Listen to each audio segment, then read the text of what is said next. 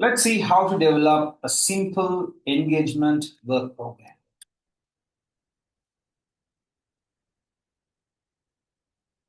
This engagement work program can be used to perform internal audits in a much better, easier manner. So when it comes to internal audit work program, you start with section. In an organization, if you are conducting an audit of a department, in the department there may be a particular section. You may have that section clearly identified. Say, for example, in this example, let's identify in the sales particular customer. Say to work with a particular customer, there's a department. So there's a division in the department. So I'm going to say the section I'm going to audit is customer A. Or in another company, it can be, say, if it is a, let's say it's a hospital, and if there are multiple revenue generation units, I can say, look, in this audit, I'm going to audit specifically how the revenue is generated. Say, for example, in pharmacy.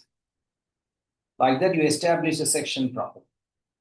So once you establish a section, the most important thing, which normally internal audit teams don't do, is establishing the goals of that particular department. Sometimes we don't understand their goals. We don't understand why they are going to get incentivized. So it's important for us to have a good understanding what are their targets, what are their goals, what they are going behind. The customer A, because you see, if they in an organization, generally, if you achieve your goals, you are going to get profit bonus. So everybody will be trying their best to manipulate the, what you call, not everybody, but some of the bad people will try to manipulate the achievement of the goals. So it's very then only they can get bonus. So it's important for an internal auditor who is giving assurance to the board. Look, controls are functioning here properly. Have to have a good understanding of the departmental goals. So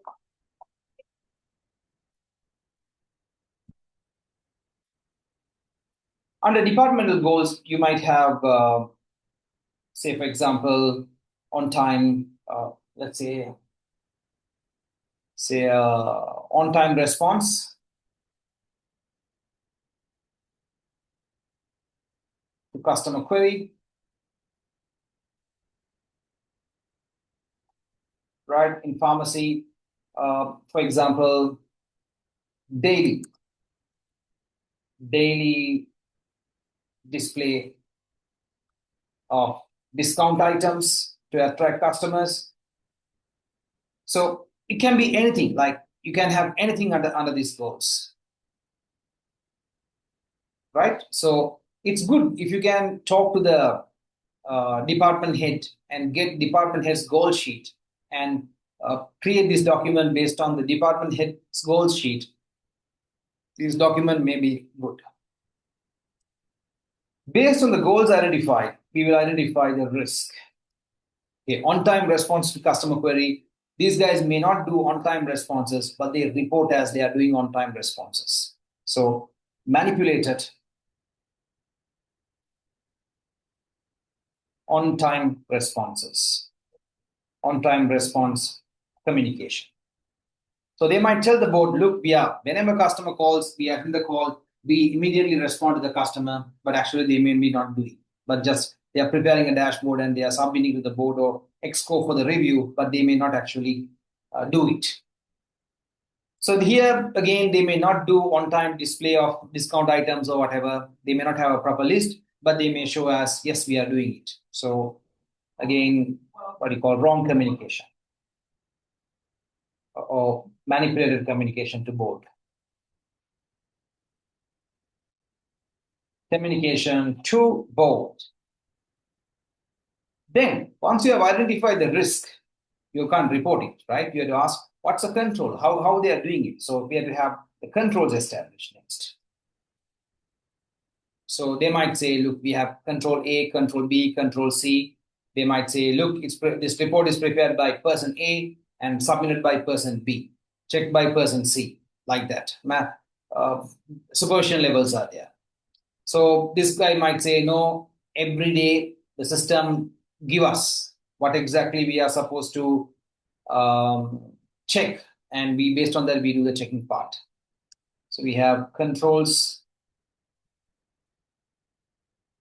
controls. So for example, if I put a control here, OTR approved by manager. Okay. System pushes for discount item.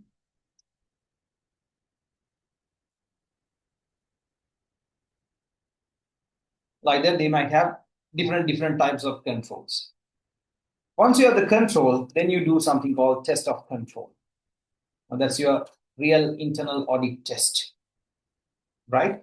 So to evaluate where things are, with these controls are really functioning or not functioning, you might perform a test of control. So when you come to a test of control, after that, you may have a result of your test of control.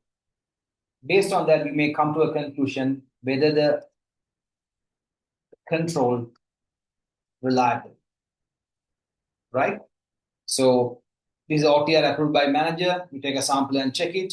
You get the results. Yes, he is checking, or he is not checking. If he is not checking, the control is not reliable.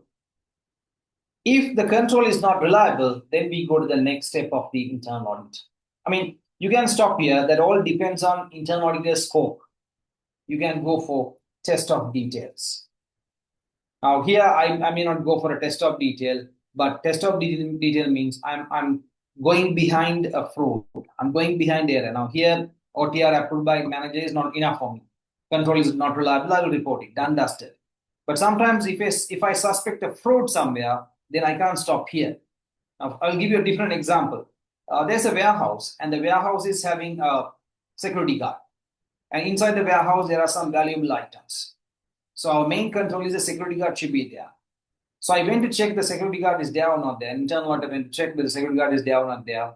In couple of spot reviews, he identified the internal security guard is not functioning properly. He's not there. He's sleeping or he is somewhere else. Then I, as an internal auditor, what I should do? Should I just report it? No. Now I have a question whether these items are safe or not. Now I want to open the warehouse and I want to conduct a stock count. Now that becomes what you call test of control. Test of detail. So you are evaluating something. You are evaluating a control is functioning properly or not. That is test of control. But after that, based on your scope, based on your audit department's mandate, you can decide to just report the control weakness. But if you suspect a fraud, you can go to the next level. That is test of details. You do a deep testing to identify a fraud or anomaly or something. So test of detail, then you get the result, and you get the, what do you call, yeah. So you get the results. So based on this, you come to conclude, or you draft your observation. Right? So what you have observed after doing all these, what exactly you have observed, you decide that. So after your observation, you don't stop there. I'm just giving you a format for you guys to improve. So after observation, you can put your root cause for the observation. Why this is happening? What's the purpose behind it? What's the issue? That is root cause. Based on the root cause, you can write down the impact. So what's the implication for the company, organization, right? I'll give you an example. So based on the implication, you can give recommendation. Normally, recommendation you give like who, sorry, I'm sorry. You can give your recommendation here. Based on your recommendation, thereafter, the management team will agree on some sort of an action plan. So action plan, we can always document like who will do what by when, right? Then, I mean, if you want, I mean, generally it goes to follow-ups. Follow-up doesn't come here, but if you want, you can put some additional columns and make sure these things are implemented or not implemented also. For example, you can have one more column and say,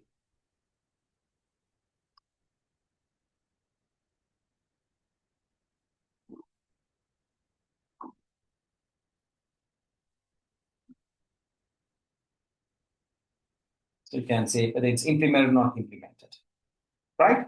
So this is your a complete engagement work program. Like if you have done for the entire, what do you call, organized entire department which you are going to audit, this will become a complete audit work program. You have the section, goal, risk, what controls they have, what's the test of control you have to perform, result, where the, what do you call, whether the control is reliable, if not, test of details, what's the result, based on all these, what's your observation, what's your root cause, what's the implication of the root cause, and what's the recommendation.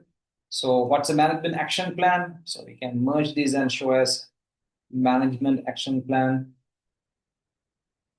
Merge. Cell.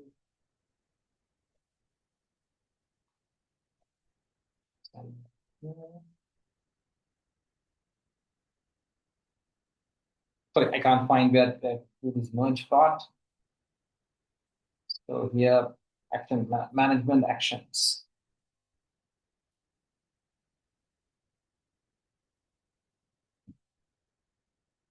So this is a sample engagement work program. Now, for example, if I told you, like if I have observation, say my observation is OTR, on-time response is not happening. So OTR not happening, then I'll give examples of that, right? Now, as a good internal auditor, you should not stop there. OTR not happening is only a symptom. Why it is not happening?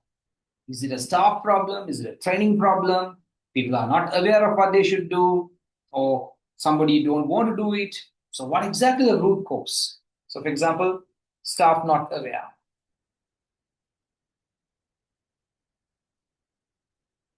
So what's the implication? Loss of customers. So what's your recommendation? So give a training to staff.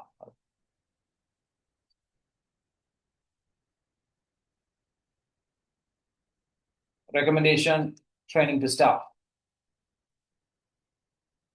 Who should manage it? What? Train. When? Okay. So when you pick up the root cause, you're actually addressing the problem of the organization. If you are trying to identify the symptom, now for example, OTR not happening. So what's the action plan for that? Ensure OTR is happening. Then you are at the scratch level. You're at the surface level. You're not going deep. You're not understanding the organizational problem. So that's not effective if you do something like that. Let's go back to the handout. So this is the, before that, this is the engagement work plan, which you can develop for any department what you are auditing. Use it.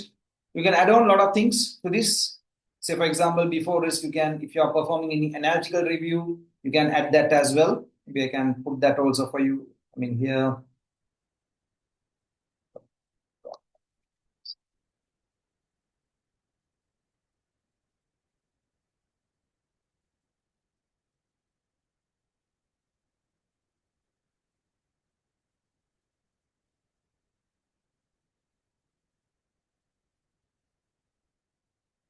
So you can put analytical procedure. Everywhere you can't perform analytical procedure.